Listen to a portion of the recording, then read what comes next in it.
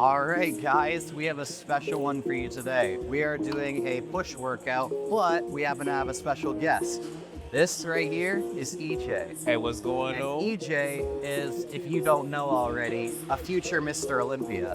He might not know it yet, but I know it. You guys are gonna get to see what Olympia genetics looks like. However, it's not there yet. Only 23 years old, just started working with him, and you might recognize him from a previous time when we actually competed against each other. When I got my pro card, I beat him. So like, obviously I'm a Mr. Olympia contender too, right? Wrong. He just happened to come into the show without coming in as conditioned as I did. If he'd been in the same level of conditioning as me, it would have been no competition. So now we're working together. We're gonna bring that next level the next time he steps on stage.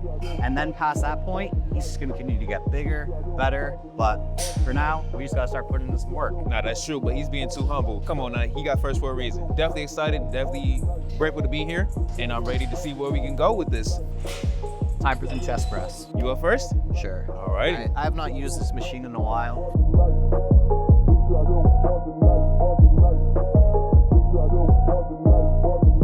How you like it? It's all right. Oh yeah. You like it? Oh yeah. All right, we'll stay with it then. Nah, that's so good. I actually have no idea what your strength levels are. One way to We're find out, right? about to find out, but Right, one way to find out. probably stronger than me. I wouldn't say all that. Come on now.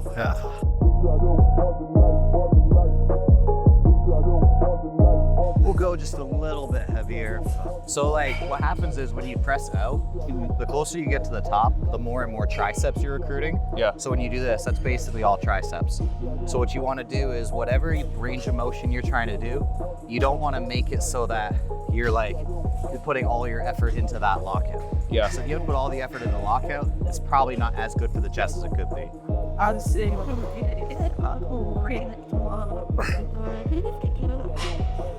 Yeah.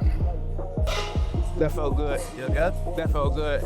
That pre-workout, I ain't gonna lie, got me feeling geeked right now. Oh my goodness. Hey, he's advertising for my pre without even realizing it.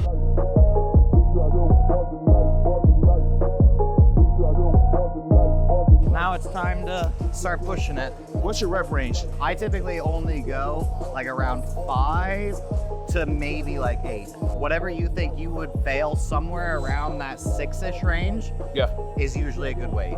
The way the pre-workout got me feeling, I'm ready to add a plate. No, I'm serious. All right, let's add a plate then. All right.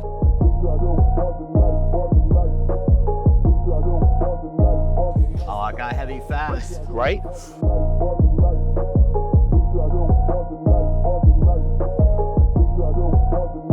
You made that look pretty hard. What I'm gonna have you do is I'm gonna have you go back there and you see how this kind of hinges off of this? Yeah. If it looks like I'm not gonna be able to get myself into like that 5-ish range, then just give me a little bit of help to get me into that range. Yep. You got it.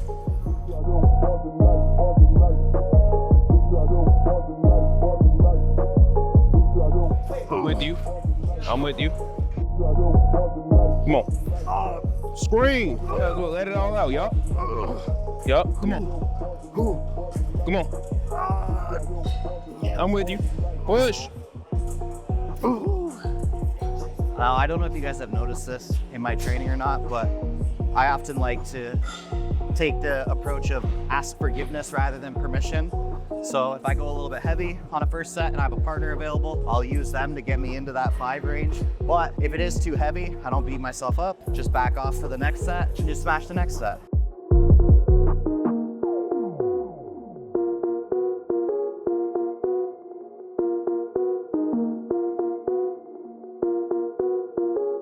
My chest like about to pop out right now. I want to explain to you guys a little bit about the difference between being able to put on muscle and having muscle look good on a frame. My genetics are decent for putting on muscle. The thing that I don't necessarily have is a structure for it, as far as like a bodybuilding structure. So if you take a look, my shoulders, the waist, nothing too crazy. If you take a look at a guy like this, his shoulders all the way out to here. He's wearing an oversized. You can already tell that there's a frame there. And so every bit of muscle that he puts on his frame is gonna look twice as good as every bit of muscle that I put on my frame. So I enjoy the sport, but the reason that I consider myself more of a coach than an athlete is because I know my genetic limitations from a structural standpoint will not allow me to reach similar heights to people like EJ will in the long run. This shit's gonna be something crazy when you see what this physique is capable of doing. You haven't even seen yet what the waist looks like underneath. We're gonna get you some footage at the end. You're gonna see what it looks like. Absolutely nuts. I've never met a man more appreciative than EJ. Probably thanked me like 10 times in the course of 2 minutes. But when you come from nothing and you're used to people not giving you nothing, you become more appreciative when people do give you something. Look who it is. Good, how are you doing? Good. Hey, I like your sweater. All right, guys, time to develop that upper shelf. So this right here is one of my absolute favorite machines for a couple reasons. One, it's extremely smooth. Two, extremely stable. And three, pin-loaded system, which means you're not having to carry plates back and forth. We're gonna warm up, see how it feels, go from there.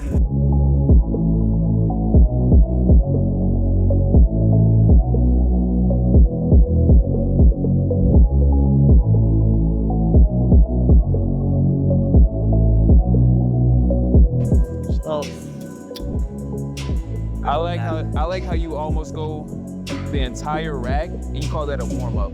My preferred style of training, I don't very often go above like 6-ish reps. Yeah. Especially on like pressing type movements. Yeah. So it's like, unless it's an extremely heavy weight, it's pretty much gonna be a limit. Yeah.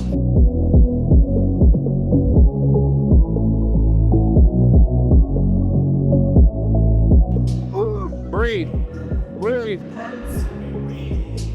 Oh, it's such a nice machine. I love this machine. So you had an arch in yours? Just a little bit, yeah. Okay. It's like, I find this is highly individualized. If you like having a bit more of an arch, take a bit more of an arch. If you prefer just stay flat, stay flat.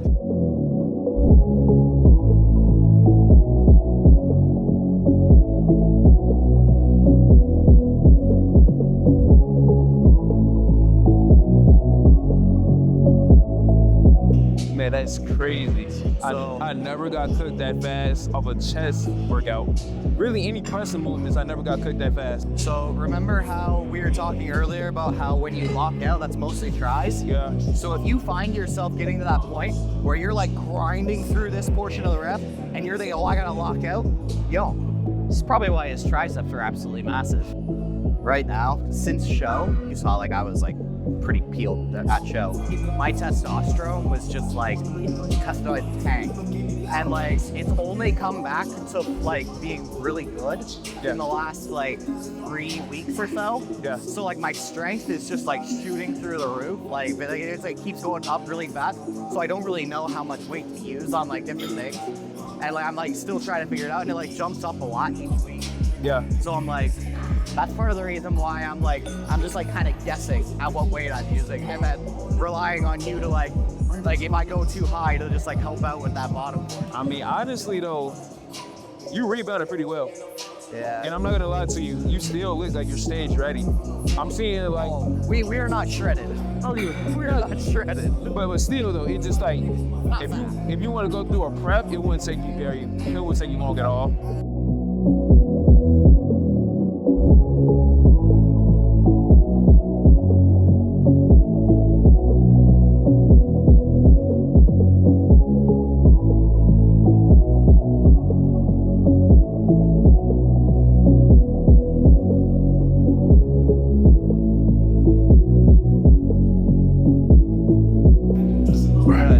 Remember, you don't have to grind through that top part. So there, let's go back down, back down, back down.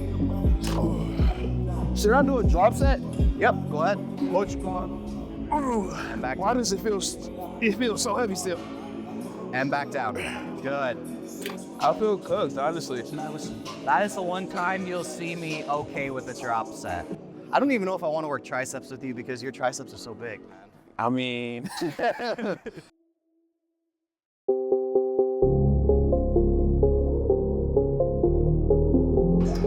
where was your hand placement at? Was it more up top? Was it So down low in the middle? this one is again like you know how we were talking over there, like take the path that's like a little bit more comfortable for you. Yeah. Same thing here. I wouldn't suggest starting from there because that's gonna be hard on your shoulders. Yeah. So what you want to do is, because of the fact that it starts so far back, give yourself, start with one. So like leave your hand off that one. I got you. And then just just bring it in. Air yourself in. There you go. Behind. By that. Oh my goodness. It's crazy how strong you are. Like, he just went to the full stack.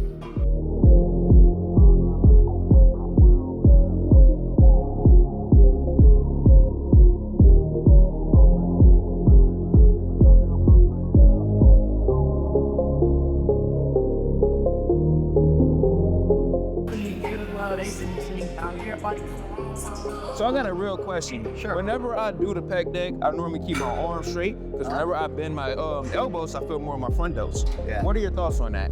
So it really depends on how you're doing it. If you take and you go like this and you have like your elbow bent up like this, and yeah, that's gonna really kill your front delt a lot. But if you allow them to bend, but you allow it to sink in like this, then it's gonna take more of the stress on the chest. But if you have your elbow like tucked up like this, that's gonna destroy your front delt. Because of the fact that this is what's called a short position movement, it's doing what presses can, right? Presses are more of the lengthened. This is where you're getting the majority of your stress, where here, the stress is really like the squeeze, right?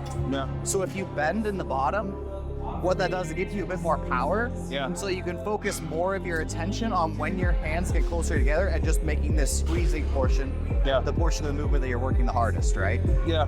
Yeah. And good. Allow a little bend. Good. Yep. Good. Try and get all the way in the middle, all the way in the middle. Fight that, fight that, fight that. There you go. Good.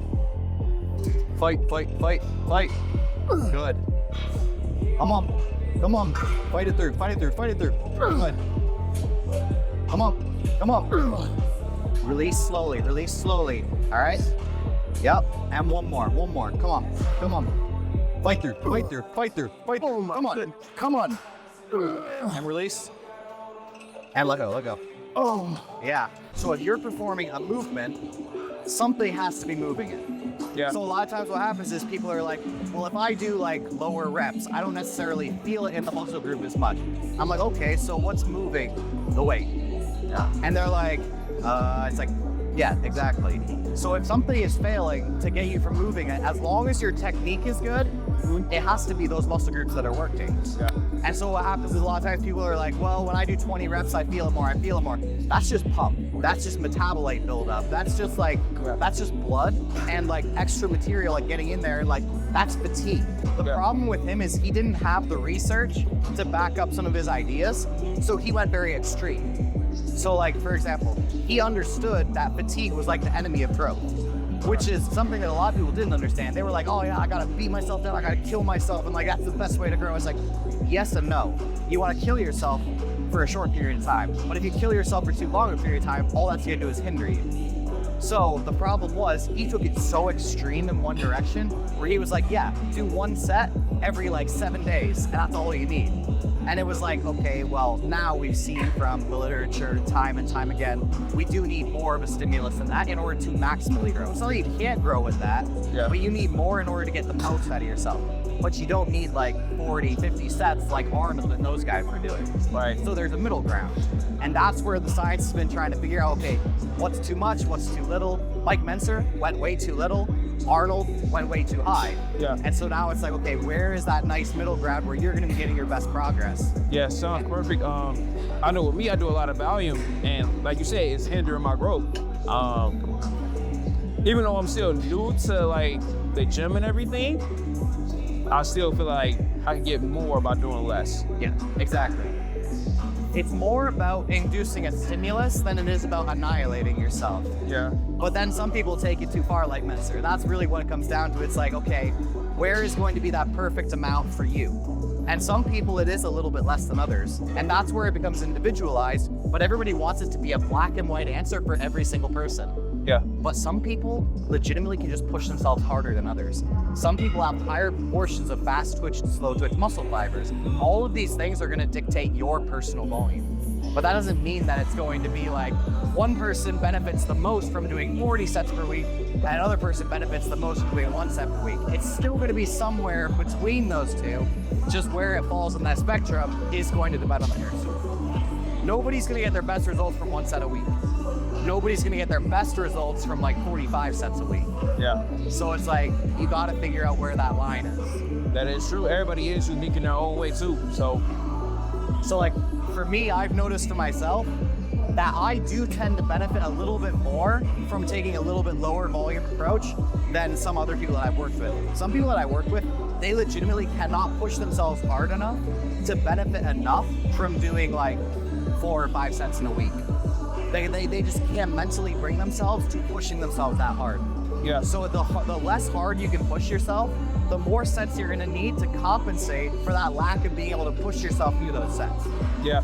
But like you said, they're just not pushing themselves mentally to that point. They can physically do it. It's just a mindset, mentality. It's a really big struggle for them.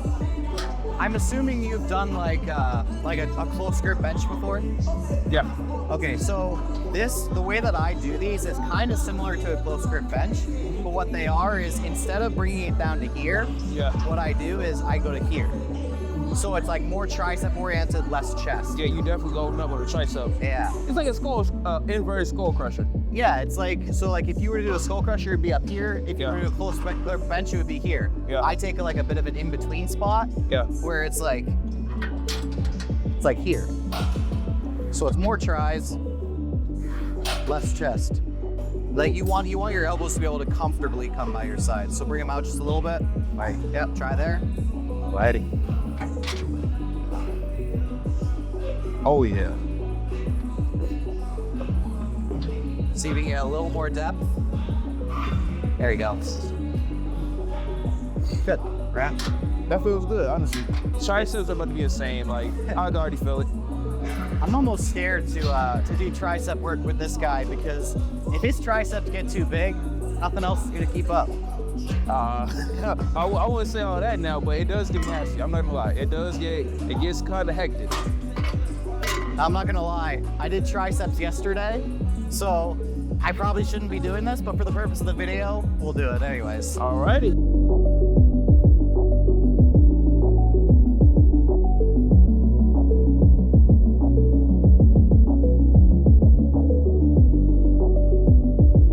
I want you to stay here for a second. Go a little bit wider. Well, what I want you to do is right now, your elbows are drifting a little bit out.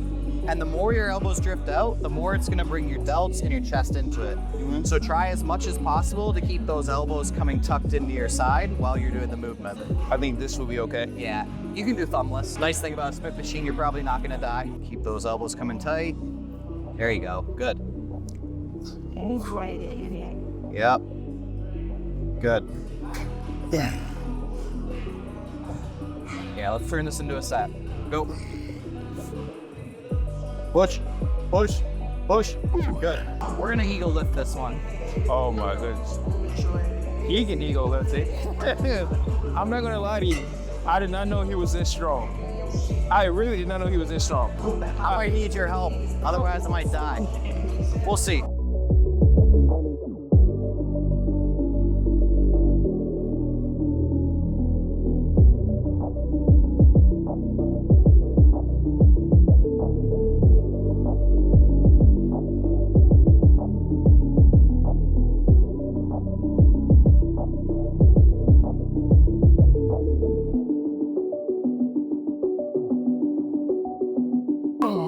Now, the question is, you've been following my content for a little bit. Yeah. Have you tried my tricep mechanical drop set yet? I have not. All right, we're gonna have some fun with him then. We're gonna show him a true tricep burn. I'm gonna describe to you kind of what this looks like. Yeah. So what you're gonna do is you're gonna take and you're gonna hook like this, right? And what you're gonna do is you're gonna get back here, lean back up against this. Wow. Keep the arms by the side. Don't let them drift forwards. Keep it by the side. Extend out. And you're gonna do this until you can no longer until it's like, you're like fighting here and you can't get any further, right? Yeah. You're gonna step in. And what you're gonna do is you're gonna go directly by the side. And that's gonna work more of the mid position for the triceps. Because back here, you can take a look at the angle of the cable. Yeah. This is where it's hardest. So at the short position.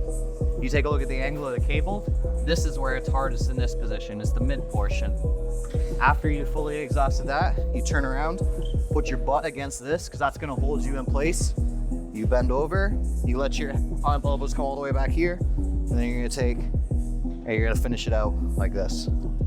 So did somebody show you this, or was it something you was like, I'm gonna just try it out and see?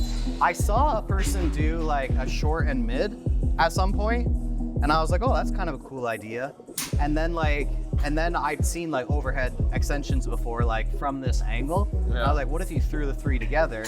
And then I think the main thing that it's kind of like amalgamating a bunch of different ideas. So like I never saw somebody do it directly, but I took like an idea here, an idea there, and I was like, okay, well, what if you take them and put them all together? Like, what's it do?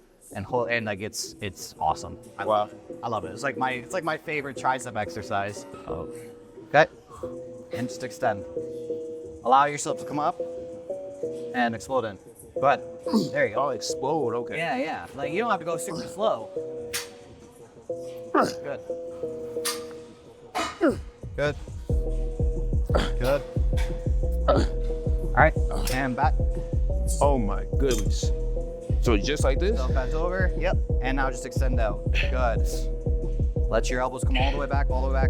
Yep. You can come up a little bit higher. There you go. Oh my goodness. Good. Extend out. I promise you, these newbie games are gonna be crazy. You know how you guys always talk to me like, you're like, how long do newbie gains last? How long do newbie gains last? There's not really a set time frame. So what newbie gains are is just a way of describing the fact that you make faster gains in the beginning than you do later on. It's not that there's like, okay, newbie gains last for 2 years and then they're done. If you find a new training stimulus that you have never received before, you can get newbie gains from that training stimulus. But does that mean you're gonna put on like 10 pounds of muscle from that stimulus? No, but you could have gone for, I don't know, like 6 months, a year, without getting any growth. And then if you introduce a new stimulus that your body is not used to as a productive stimulus, you might gain 1 or 2 pounds of muscle in the context of like 3 or 4 months, just because your body has not actually activated in that way before. All right, enough talk. Let's get to another set. If they see these tries right now, if you just feel them right now, it's crazy. They're not even flexing. Yep. And moving. Push through. Come on. Good.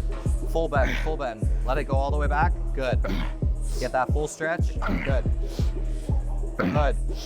You always got to end off on a painful set. Otherwise, you don't feel like you did enough, right? I thought I seen all tricep exercises. Nah, this is it right here. Exercise that I could do for the rest of my life would be this one. I love it. We're gonna get you over there. Some good lighting. We'll make it look good. Let's go. You gotta learn how to flex this. It's like just a mass right now. Come on. There you go. You gotta get that horseshoe. All right, let's see a little side action. All right, let's see like a little from relaxed. Hopefully. Crap. All right, back to full by. All right, so with this, relax. What you want to be careful of right now is you're pulling back, which makes you look narrower here. Like sure, like make this come out like a little more, but it makes this come in, and that's like one of your best features. So what you want to do is you want to pull out, but you want to allow the lats to flare. So just let them flare, let this cave just a little bit, let it come out, and you'll get everything all coming together.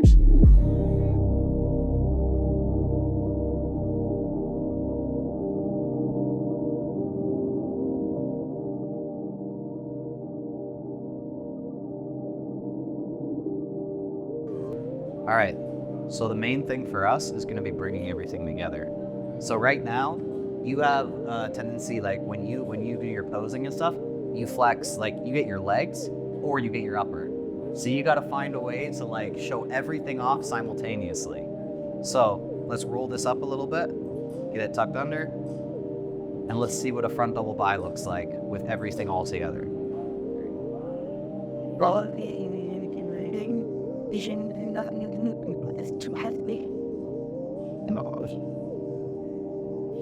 Okay, so now flex this in and flex this down. Okay, so what I want you to do is I want you to take and I want you to rotate this just ever so slightly. So it's not like, it's like don't push in like this, push more like this. You see what I'm saying? All right, try that.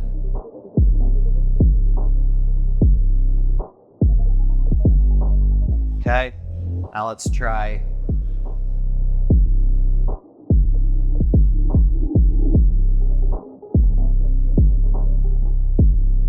We got work to do. I'm excited. Guys, thank you for tuning into this video, and go give EJ a follow. We'll put his socials in the comments. And the plan is to hopefully see this guy become the next natural Mr. Olympia. So follow for that journey, because we got a lot coming in. Well, you got a little feathering. It's gonna happen. TNFO.